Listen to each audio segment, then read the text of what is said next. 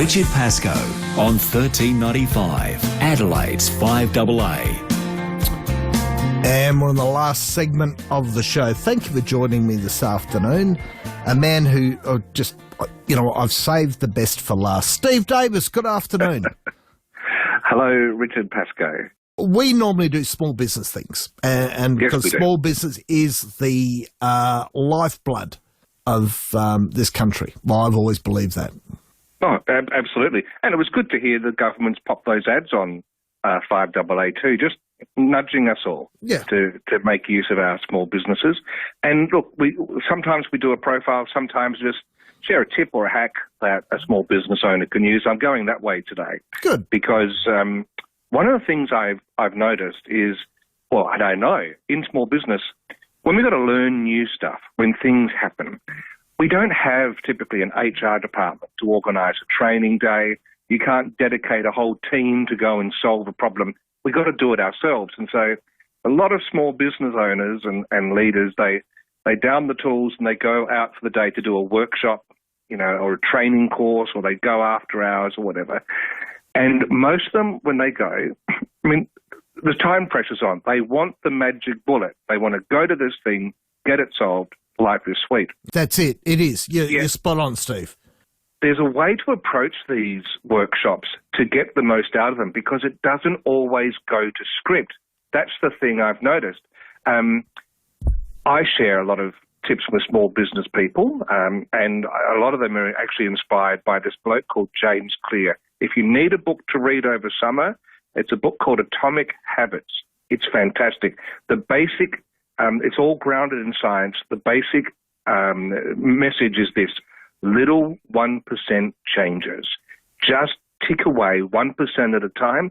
That pays a big dividend of change as opposed to trying to do the big, as of this date, we will stop doing anything. So today's tip is very much in that little 1%er realm, and it is about getting the most out of these workshops, which I've been doing, by the way, since, 2004. Yeah. And you would know, Richard, 2005, I ran the first ever small business social media workshops back in the day, the end of 2005 they were, and people would bring their laptops, their phones, iPads a little bit later when they were invented, and we would set up Facebook accounts, Twitter accounts. Not sure we'd be setting up Twitter accounts necessarily today, but, that's... We were doing it before Elon was around. Absolutely. Actually, I do remember one workshop I ran in Stirling at the library, would have been around 2010, thereabouts. We'd set up a thing called Hootsuite to eavesdrop on tweets that were being sent in a geographical area. So you could listen in to any tweets within about 20 Ks, which is great. But there's a whole lot of reasons you want to do that in business, depending on the business you're in. And there was a mobile coffee van in a nearby town that had just tweeted that they were packing up after an event. And so in the class, up there on the big screen, we sent a tweet to them saying, hey, there's 20 of us here. We'd love a coffee. And we arranged, right before their eyes, sort of the power of social media, we ended up having a coffee van come and caffeinate us all, which was, those are the things you'll remember. That sort of stuff happened all the time. Yeah. Yes. And that was when social media was locked. Steve and Richard talking about the good old days of social media. Yes. Yeah, look, it's changed, and that's another topic for another day. We'll come back to that. But here we go. Here's what happens. People get excited. They're going to a workshop, and what they don't expect, and this is all of us, we don't expect that actually the new thing we're going to learn could be harder than we expect. Yes. And so we're gung-ho, everyone's excited, and a few days later, nothing much has changed because you hit a snag and you're not used to it. And what happened, I think, is that marketers have been very good at telling everyone that everything's easy, and very few of us even read instructions. I don't. Do you read it? No. You probably do. No? No. Why? You don't read instructions? I think if something hasn't been designed properly, if something has been designed properly, I don't need to read any instructions on it. Yes, and that's for simple tools or thing. You expect it to be intuitive. Yeah. But there are still steps that you've got to go through to learn the power aspects of some of the things we learn. And that's where I want to just glean a couple of things from a book. I'm quoting an Oxford professor of mathematics. He's written a great book called Thinking Better, The Art of the Shortcut. His name is Professor Marcus du Sautoy. Bit fancy. Marcus what? Du Sautoy. Oh, okay. Yep. All right. And Marcus does the toys. That's great. Yep. Yeah, he started out life as a lazy teenager looking for shortcuts, which ties us in. I talked about Frank Seeley last week. He said he was a bit lazy as a teenager, but when they found their passion, off they go. Now, here's the quote from Marcus that we shared on my Talking About Marketing podcast recently, and it was this: "You can't avoid hard work. It requires some effort to learn new skills, but once we have them, they become amazing skills to help us do things more quickly."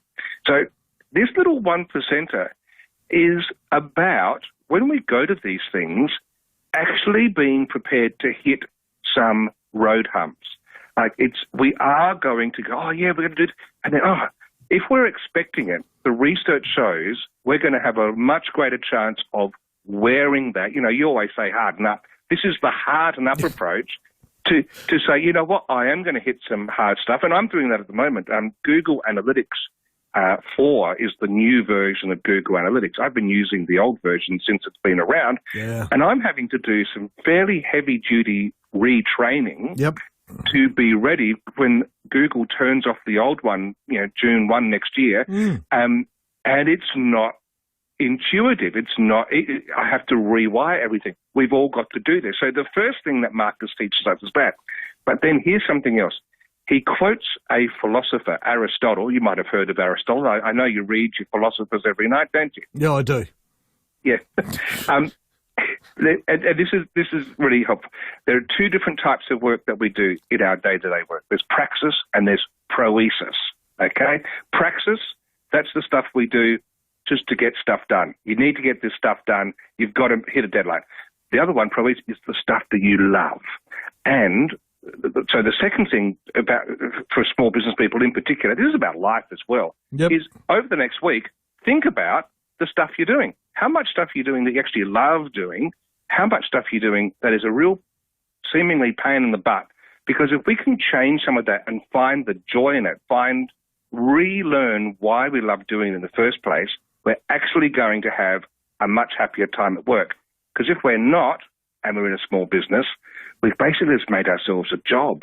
We haven't created an enterprise. And so many people do that. Steve, where can we find out more about you?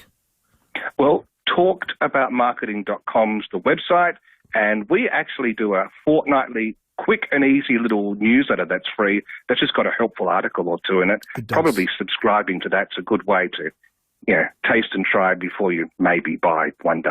Steve, you do great work for small business. That's why I get you on every week. Oh, thank you, Richard Pascoe. All right. Enjoy the rest of your weekend, okay? Will do. No worries. Cheers. Thanks, Steve. Bye.